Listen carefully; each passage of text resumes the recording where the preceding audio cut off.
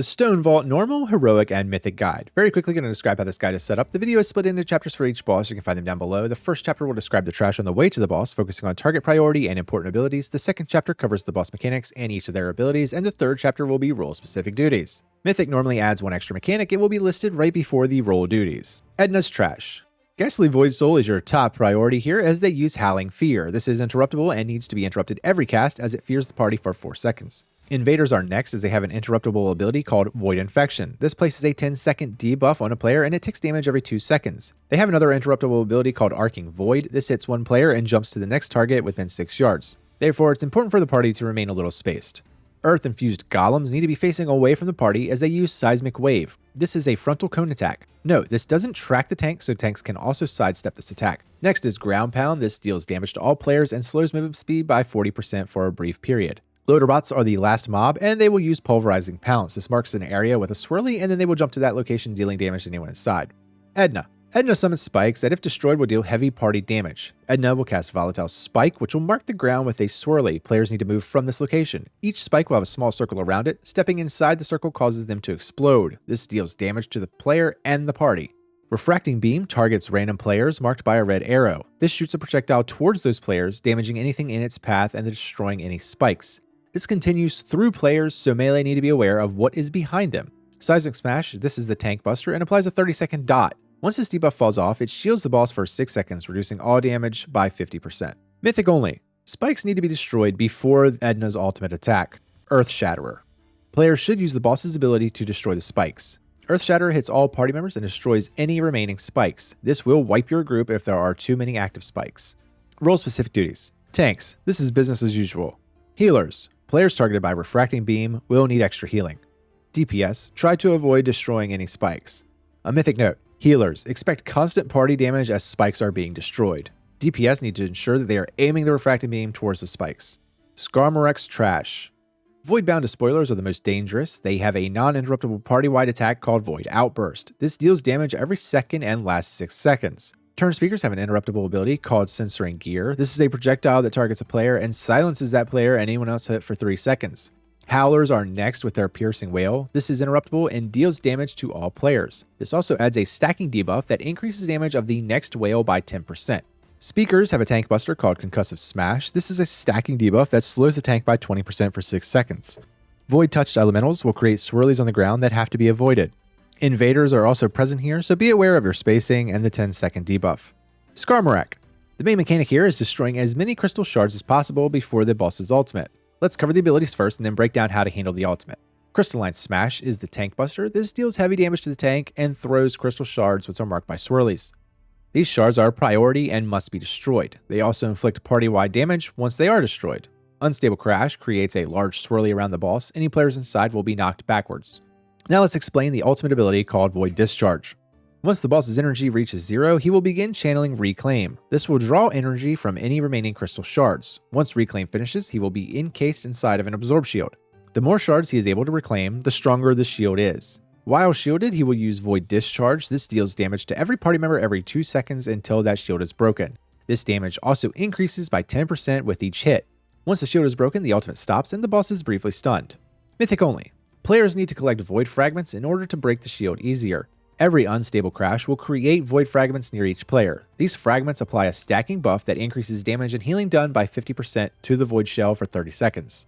Another note, players will also take damage with each fragment collected. Role-specific duties. Tanks, use a defensive for Crystalline Smash. Healers, expect party damage with each destroyed crystal shard, and expect ramping party damage during the boss's ultimate. DPS, crystal shards are the priority. Use defensives if the boss's ultimate is ramping damage. Mythic only, make sure you are collecting your fragments to make handling the shield easier. Forged Speakers Trash. After the boss is dead, jump into the minecart to start part 3. You'll encounter 3 new trash mobs here and 3 previous. The top priority is the Forged Bound Mender. Their Restoring Metals ability is interruptible and needs to be interrupted every cast as it heals an enemy. They also use Alloy Bolt, which will target random players. Next is the Forged Loader. Their most dangerous attack is Molten Mortar. This targets 2 players and applies a dot. This dot stacks and can quickly cause issues for anyone hit multiple times, so use a defensive if hit twice.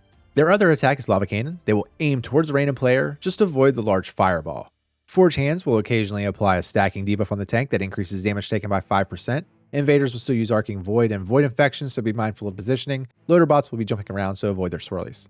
The Forge Speakers. This is a high movement fight as players have to avoid the constantly moving fire and a large moving cube. Both bosses need to be cleaved down together, otherwise they will soften rage and constantly deal party-wide damage every 2 seconds. Speaker Brock. This is the humanoid.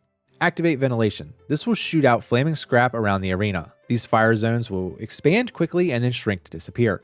Molten Metal is an interruptible attack that shoots random members and slows them by 50% for 8 seconds. Scrap Song is the most deadly attack. They will jump away from the party and push a large cube across the arena. Stay out of its path as it stuns you and deals massive damage. Speaker Dorlita. This is the mech. Lava Expulsion will target a random player with a large lava orb and then shoot it towards them.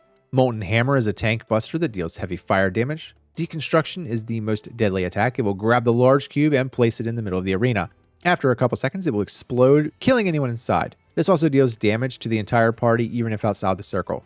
Mythic only. The flaming scrap lasts around 30 seconds, so be more mindful of space and your positioning. The mech's cube attack will now generate magma waves, which need to be avoided as well. Role-specific duties. Tanks. Be mindful of your positioning. Avoid fire in the center area for the cube. Healers. Healing depends on how well your party avoids the fire. Expect a burst of damage once the cube explodes. Expect ramping party damage once one boss dies.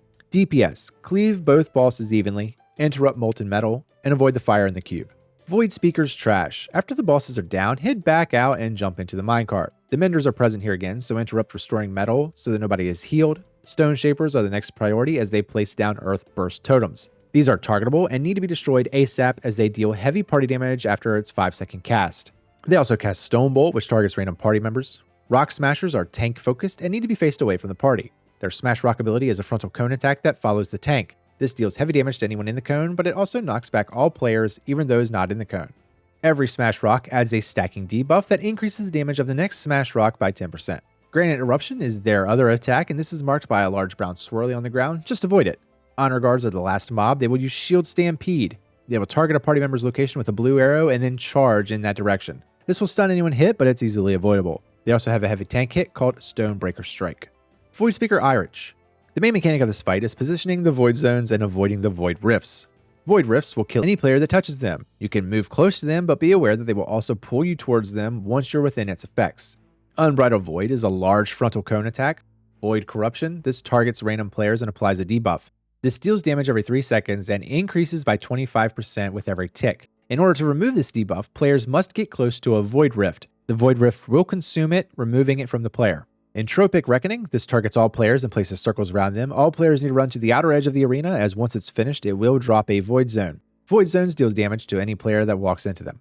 Mythic only. Every time a Void Rift consumes a Void Corruption debuff, the Rift will disappear and reappear somewhere new on the arena. Role-specific duties. Tanks. Positioning is important. Avoid rifts and the Void Zones. Healers. Players with Void Corruption will take increasing damage until it's removed. All players take a burst of damage with Entropic Reckoning. DPS. Place Void Zones on the outer edge. A mythic note. To keep the portals in check, it's best to drop the Void Zones as close together and on the outside. Use defenses if you have to enter a Void Zone to clear your debuff. That's it for the Stonevault Dungeon. Shout out to these channel members. If this video helped, then press the thumbs up. Subscribe if you enjoy WoW content. I have plenty of guides, tips and tricks, podcasts, and more. You can show extra support by becoming a channel member. It's 99 cents a month and gives you early ad-free access to all my videos. I'll see you in the next one.